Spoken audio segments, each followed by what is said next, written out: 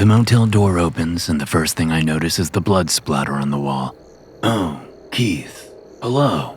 Hello, sir. I'm sorry to bother you, but It's the noises, isn't it? the man before me, a tall, dapper gentleman with slicked back hair and very long, pointy incisors, frowns, forcing those incisors to stick out on each side over his bottom lip. It's the children, I'm afraid. Mother and I brought home a plaything and, well, they got a tad enthusiastic. He looks over his shoulder at the mess dripping down the wall. Of course, we'll have it cleaned up shortly. And you'll ask them to keep it down? Of course, Keith. Great. Thanks, sir. My pleasure. Will you be needing a menu later? Looks like you may have already eaten. The children have, although I'd call it more of a snack, since they wasted so much drinkable blood during their recreational activities. Could you bring the menu by, say, around 1 or 2? Any idea what you may want this evening, sir? That is an excellent question. I know what I want, but the children can be so finicky. Too bad chicken nuggets don't bleed, right? I'm sorry? Chicken nuggets? What on earth are you talking about, Keith? It was a joke. Was it?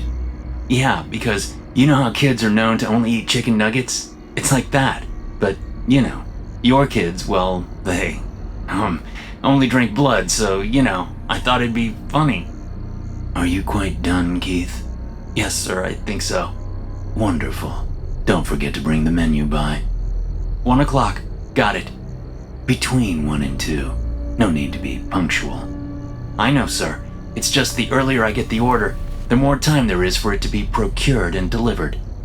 Procured and delivered. Listen to you, Keith. I believe my cultured tongue is beginning to have some influence on you. Well, sir, you do sort of have me under mind control. Yes, there's that. But only from sundown to sunrise. The rest of that abysmal daytime is all yours. He looks me up and down. No. What I am speaking of is how your diction, your turn of phrase, your vocabulary itself, it's becoming more refined. I applaud you on your efforts, Keith. Yeah, cool.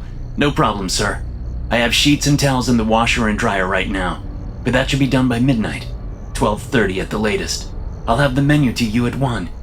Or around there. But not earlier. No, not earlier. I'm on it, sir. Wonderful. As always, you are just a gift to this establishment. I do hope they are compensating you appropriately. I could use a bump in pay, but the owners say it's not the right time. I suppose it's never the right time for people of their ilk. Their ilk? Cheapskates. We both pause, then laugh. Oh, self-deprecating humor is the best. He guffaws. Don't you think, Keith? Yes, sir. That was a funny joke because you own the motel. I don't need it explained to me, Keith. Of course not, sir. Sorry, sir. Is there anything else, Keith? No. Just try to keep the blood-curdling screams contained, if you could, sir. We will strive to do our best, Keith. See you in a few hours. See you, sir. He closes the door. I smile and take a deep breath. What a lovely gentleman. And such a lovely family. Other than the fact I have to remove several bloodless corpses from their room each and every night. They really are low maintenance as guests and as my bosses. You tell those weirdos to shut the fuck up. A man barks as I pass room 6. I pause, back up a few steps, and stare in through the room's front window. The man, the barker, has the window open and is smoking a cigarette, not even bothering to blow the smoke towards the open window. This is a no-smoking motel, I say and glance at his cigarette. Then I lock eyes with him and smile. Please put that out. Thank you. No smoking? In this shithole? When was the last time these curtains were replaced? Or these fucking walls were painted? I can fucking smell the Pall Malls from 1958, asshole. No smoking my ass. I continue walking. I fucking heard screaming, you know? It weren't no sex screaming neither. He shouts after me. Thank you. I reply and head for the front office and hurry inside. Excuse me? Do you have a room available? Her voice takes me by surprise and I jump a little. as I step aside and let the front office door close behind me. The glass panes and dented aluminum handle all rattle in their frames, and I place my hand on the door to still the noise. "Hello," I say to her. Brown hair bordering on almost black. Brown eyes that seem to sink into her face, yet stand out as if they are all I'm supposed to look at. Her skin is everything, all races and regions, except it's not. It's porcelain, it's obsidian, it's agate. I shake my head and pound a fist against my leg. "Please don't do that," I say politely to myself and make my way behind the front desk. "Now, how may I help you?" "A room." "A room?" "Yes. Is there one available? Your sign out front isn't fully lit, so I wasn't sure." Yes, we do have a room available." "Great. However what?" "However, there is already a vampire family staying here." "So? What does that matter? Does this shithole have a one vampire at a time rule or something?" "I wish everyone would stop calling it a shithole." "You got a better description, pal?" Her eyes turn bright red, and a searing pain stabs through my left temple. "Please, ma'am, I'm sorry. I didn't mean to insult you." The pain grows, and I feel warmth in my left ear. "I am sure I can make this work out." "You better fucking hope you can make this work out, pal. Or I swear to all the shit that is unholy, I'll take you by the arms, twist, and then pull as..." "Is there a problem here?" "What the shit, man?" the woman shouts as she jumps to the side. The tall, dark, dapper gentleman whose name is... we have not met," he says, and holds out his hand to the woman. "I'm Count blah blah." I just heard him say his name, but I don't remember what Really? The Count blah blah? The woman asks. "What was that? I didn't catch that, sir," I say and wipe at my ear. It comes away sticky. "Never mind you, Keith," the gentleman says and waves me off. "And please go in the back and clean yourself up, will you? A man such as I can only be expected to exert so much energy towards self-control." "Yes, sir. Sorry," I say and hurry through the door behind the front desk and into a short hallway. I pass the office door, then the storage room that smells like cat piss, and arrive at the restroom door. I open it and freeze. "Lisa?" She's slumped against the wall, head twisted at a wrong angle, eyes glassy. That's Lisa from the day shift. Definitely dead. I step inside. On the mirror, scrawled in jagged blood, "I am not a slave to monsters." Just one exclamation point. Maybe two. Blood makes it hard to tell. "Dramatic," I mutter, and immediately regret it. Jesus, I'm starting to sound like the gentleman. I grab a contractor bag from the storage closet. She's not heavy. Fits easily into the double bag routine. She must have come back after her shift. Maybe forgot something. Maybe saw something she wasn't supposed to. She'd been asking questions lately, muttering about how the guest in room 20 gave her headaches. I warned her to mind her own business. Now she's in the trash. After cleanup, I head back to the front desk. I'm not even sure why I left it in the first place. No one is in the office lobby when I peek through the small peephole in the back hallway door.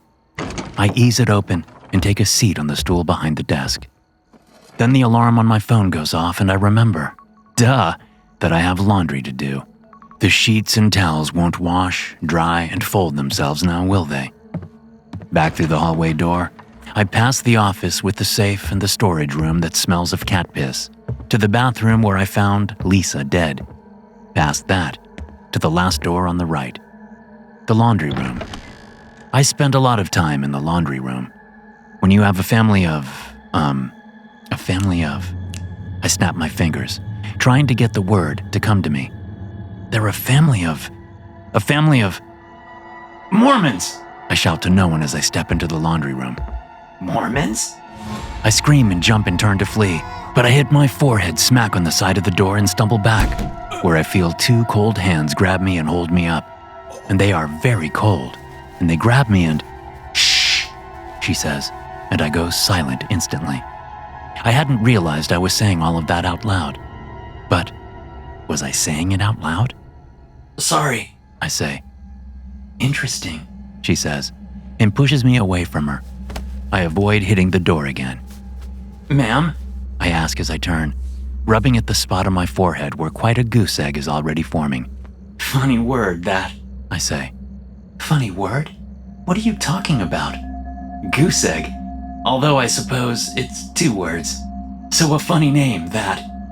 I smile at her as her deep, dark, brown eyes cut into my brain and try to get at my soul.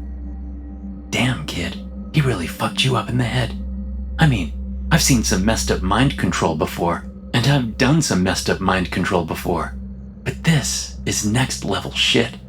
Count blah blah blah. This guy ain't fucking around. He tends not to fuck around, no. I feel warmth in my left ear. Wasn't I supposed to do something with my ear? You are locked down, she says, and presses her hands to my chest as she goes up on her tiptoes and puts her left cheek against mine. Poor thing. Her cold tongue darts into my ear, and the warmth becomes frigid. An icy stab shoots from my ear and directly into my brain. And for a brief moment, I know that my full name is Keith Arlo Gardner. Then that moment is gone, and I'm on my knees screaming.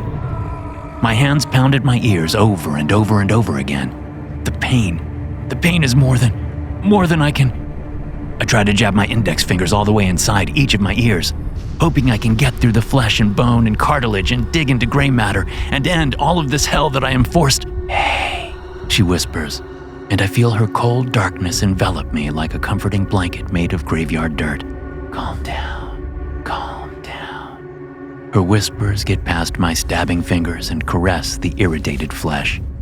I stop my tunneling and lower my hands to my sides. After a few deep breaths, I look up into her deep, dark brown, endless, but not empty eyes. Work's been hard lately, I say. You know how it is. He can be a little demanding. You mean Count blah blah blah? I twitch and snort. Oh shit, you don't know his name, do you? I shake my head. Wow, that fucker. He's got you working your ass off for him. He's a guest. The family are all guests. It's my job to take care of the guests. I stand up, and she gently takes me by the shoulders.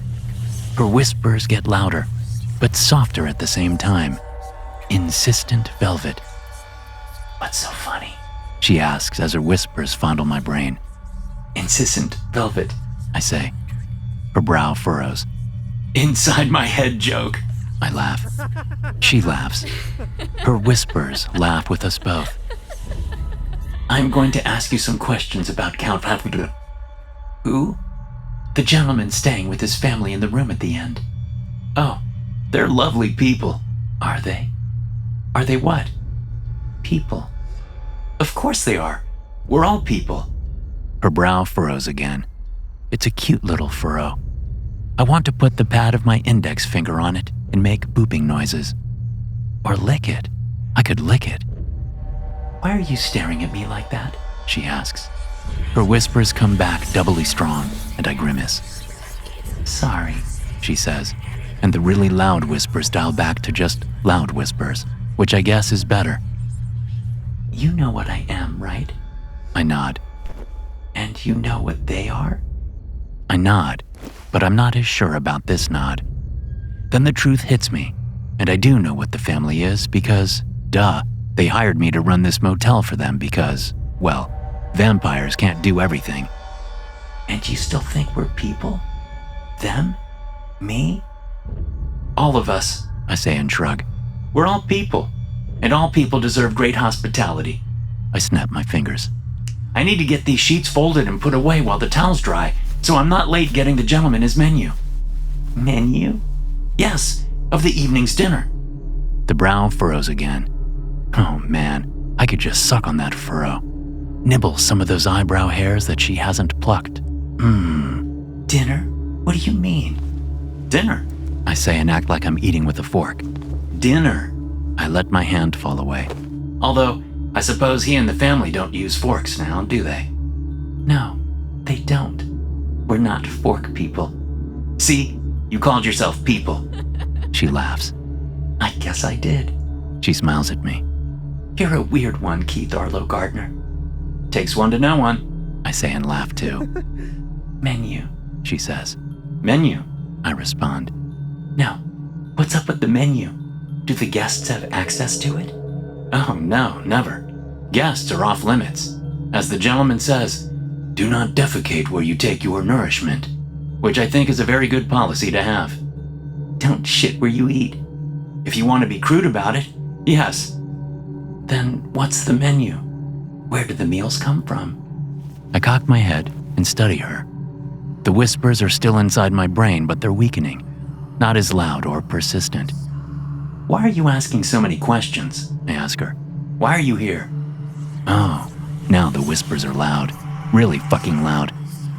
What was the question? She replies, and the whispers die down to a manageable roar. I had two. I say, maybe shouting a little. I swallow hard and fan my face. Sorry. You did have two questions, and you can ask one, so choose wisely. You'll answer it? Yes. Honestly? Honestly. When I say honestly, I mean you'll be truthful in your answer. I wasn't saying honestly like I was confirming your commitment. Just want that clear. Yeah, I know what you meant. Cool, cool. You gonna ask the question or what? Right. Yes.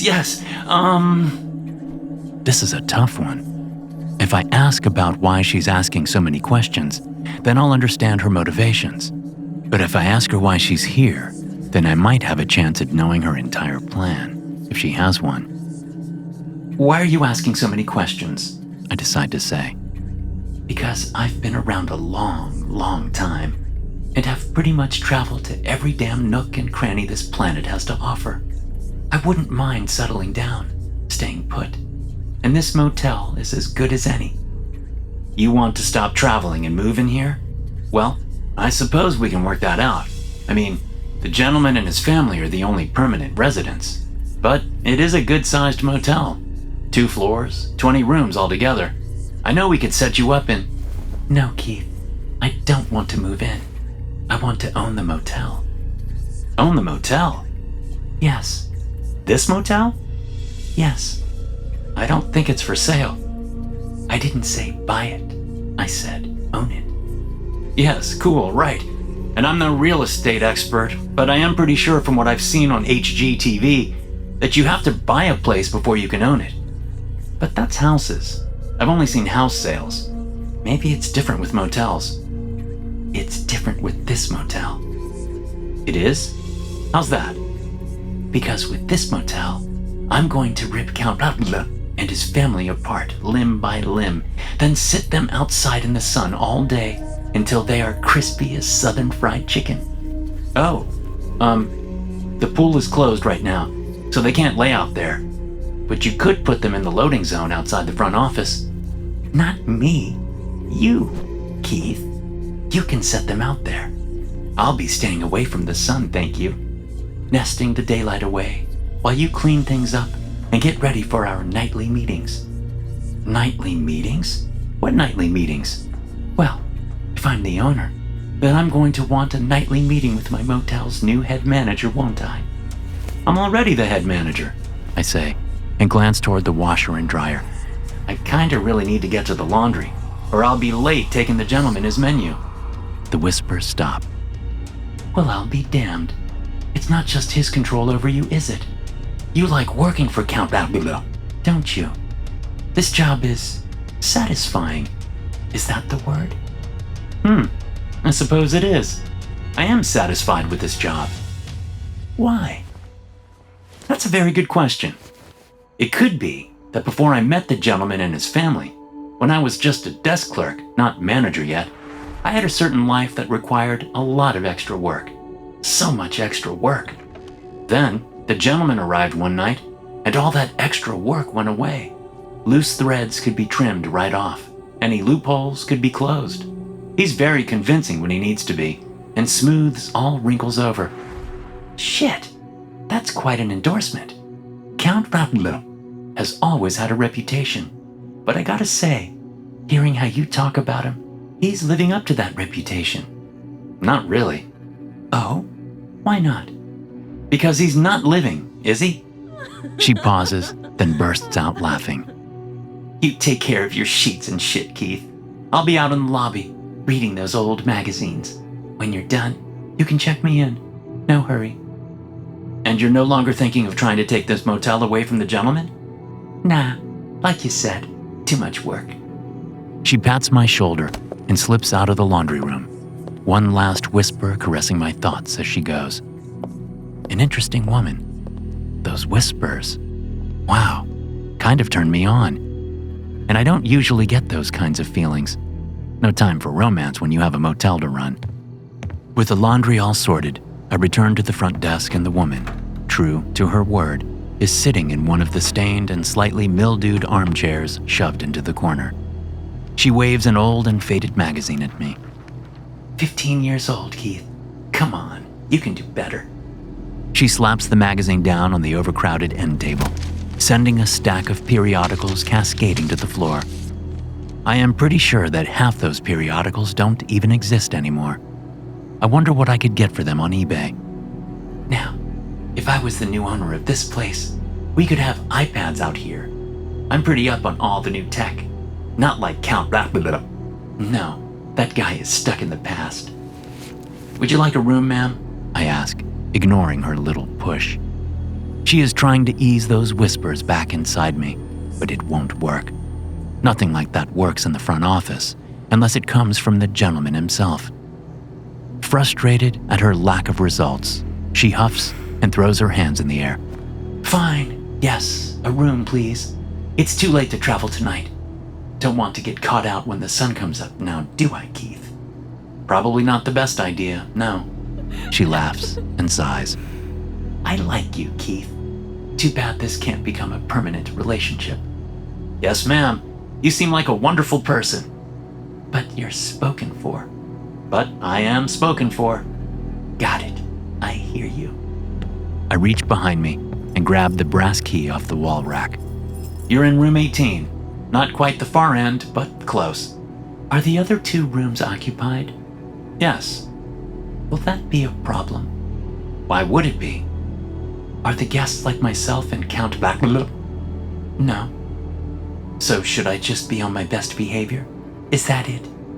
We hope all guests are on their best behavior, ma'am. Oh, Keith, we could have had so much fun working together. We're having fun now, ma'am. She laughs. Okay, I'll leave you alone. I blink, and she's standing across the desk from me. Not even a flinch, Keith. Damn, he has got you trained. I hand her the key. She takes it. Would you like me to show you to your room, ma'am? No, I think I can find it. And this roadside abomination doesn't really warrant the bellhop treatment, does it? I live to serve, ma'am. Her brow furrows, and I have to press my arms to my side to keep myself from grabbing her by the side of the head and just kissing and kissing and kissing that furrow over and over again. She's staring at me, saying something. No, I don't think so. I think you live for something else. I just can't figure it out. I shrug. Good night, Keith. Maybe I'll see you tomorrow night when I check out. I'm always here, ma'am. You sure are. You sure are. The second she leaves, 2 thoughts hit me at once. The laundry and the menu. I glance at the wall clock, but it's been stuck on 3:15 for about 2 weeks now. I really need to pick up some batteries when I'm out stocking the pantry. I should set a reminder on my phone, so I do it first thing in the morning when I get off shift. Batteries first, pantry second. Pulling my phone out, I see that I have plenty of time. So I take care of all that laundry first. Gotta get the boring out of the way. Sheets and towels, sheets and towels. I hum the words over and over as I get those sheets and towels all squared away. Then on to the fun part, the menu. On my way out of the front office, I grab my clipboard off the desk and saunter out the lobby door. I got a little extra skip in my step, lift to my stride. Or is it a lift in my step and a skip in my stride? Doesn't matter, it's menu time. Up the stairs I go. I'm at the opposite end of the motel, so I ease down the walkway until I reach room 19. I open the door and step inside. Ah, my room. The bed is done up all neat and tidy, just as I left it before sunset. I place my hand on the comforter and smooth down a wrinkle. Then I focus on my life's real work, my true pride and joy, the one-way mirror on the wall across from my bed. I step closer, getting that tingling sensation at the back of my head that I get when I know I can see them, but they can't see me. 8 of them, 2 fresh since yesterday. I got lucky. Most of them have tears still streaming down their faces. A couple, the ones who have been here the longest, stare right at me. I get chills, even though I know all they see on the other side is a reflection of themselves. The young Asian woman was a tough one to procure. I found her with a flat tire by the side of the road. It took me 15 minutes of chit-chat before I could get close enough to her so I could put that rag over her mouth. Night-night. The blonde guy in only shorts and sneakers, he was easy. He was out running, showing off his sweaty pecs. I pulled in front of him, shouted some insult, and when he tried to get in my face, I shoved the rag in his. He literally fell into the trunk. The twins. Are they twins? They look identical, but maybe they're only sisters. Neither speak a word of English. Made no difference when I flashed them the wad of hundreds I keep in my pocket as bait. A roll of Franklin's to a prostitute is like a ringing bell to one of Pavlov's dogs. The mom and her college-aged daughter, a super easy chat outside a coffee shop. Follow them until they get home, knock on the door, see surprised face, apply rag to surprised face, rinse and repeat with mom. The gay couple. These two I feel sorta sorry for, but only sorta. The hairs they have in the centers of their brows was just too much to resist. It's kinda their fault, which is why I'm only sorta sorry. My lord, I could go in there right now and start sucking on eyebrows. I want to so much. Except they aren't for me. Yes, I hunt and pick them the exact way I did before I met the gentleman. But my job is to serve him, not myself. My desires may be satisfied, sure, but my goal is for his happiness, not mine. I sigh and write down their ages, full physical descriptions, their state of mind, their level of cleanliness, and how long they have been chained to the wall in room 20. Yes, I could use the previous night's descriptions, but you'd be surprised at how quickly some of them go downhill once they realize that they won't be getting out of here alive. I do hope the gentleman and his family choose the twins. After double-checking my list, I press a red button on the wall next to the one-way mirror. A slight hissing noise fills the room, and a pink mist descends from room 20's ceiling down onto the captives, filling the pantry in seconds. Can't have anyone putting up a fight for dinner, can we? I ask, then leave my room. I pause, then turn and look at room 18, thinking about whether or not she heard my little muttering. Probably, considering what she is. I wonder what she made of my out-loud thought question. I shake it off and head downstairs, clipboard in hand, ready to deliver tonight's menu to the gentleman. Hey! The guest in room 6. Yes, sir? I ask as I stop at the open window. He's still smoking inside his room. Those weirdos down there, you tell them to shut up or what? Because if you did, they aren't exactly shutting up. Is that so? I haven't heard anything personally. Personally, I don't give 3 fucks what you have or have not heard. Tell those freaks to stop with the weird whistles. Weird whistles? Yeah, weird fucking whistles. Like this squealing. It's all high-pitched and shit. Oh, yes, I see. Those aren't whistles, sir. The fuck they ain't? No, they are bats, sir. What? Bats. Bats? That's what I said, sir. You're saying there are bats in that room with that weirdo family? In a way, sir, yes. Bats? Bats, sir. How the fuck is that better than whistles? I didn't say it was, sir. I was simply correcting you, sir. Why are you speaking all funny? You didn't speak like this when I checked in. You sound like some butler on one of those fruity BBC shows that are all over the streaming networks. Yes, speech patterns can be a little confusing at times, sir. I understand. Is there anything else I can help you with? You haven't helped me with shit. Of course, sir. Have a good evening. Whatever, psycho. He has no idea. I should call the fucking cops. Or maybe he does. A thought hits me, and I get about 3 steps, then pause. No, it's not a good idea. Bad thought. Yet, it would solve a problem. Not that there's a definitive issue. Not yet. But there could be. And I'm as much a protector of the gentleman and his family as I am the manager of this motel. I jot down a name and a quick description. Excited to see his reaction, I hurry my way down to the gentleman's room. He smiles at me when he opens the door. Keith, on time as usual. He holds his hand out for the clipboard, and I hand it to him. What do we have here? A couple new ones, but a couple of others I've had my eye on. He looks over his shoulder. Kids, stop flying around and tell me what you want for dinner. High-pitched squeaks sting my ears.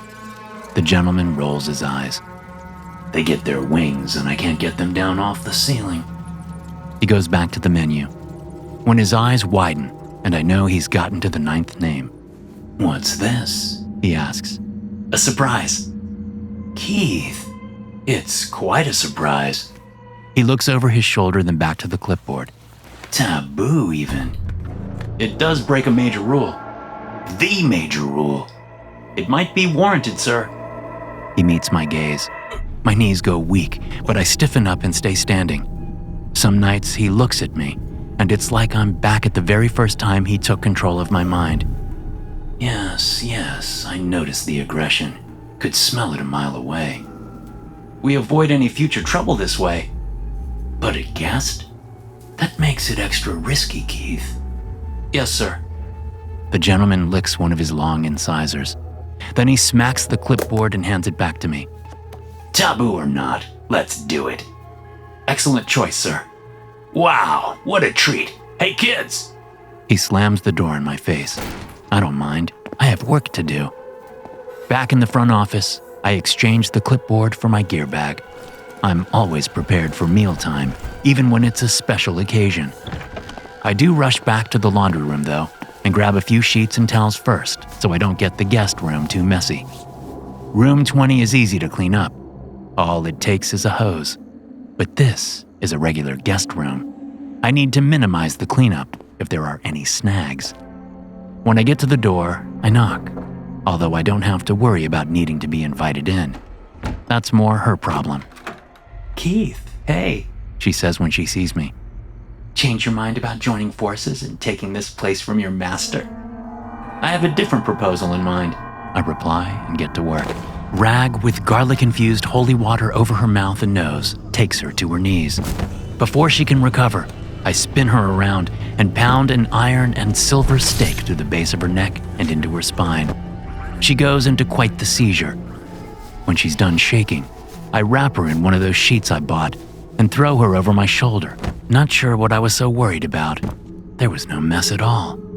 She weighs slightly more than a feather, but not much more. I'm always surprised how light they are, these creatures of the night. The gentleman opens the door, peeks his head out, looks around like I'm dropping off a kilo of cocaine, then looks at the bundle over my shoulder. Is that her? Yes, sir. Oh, I can't believe we are doing this. It's forbidden for vampires to feed on other vampires.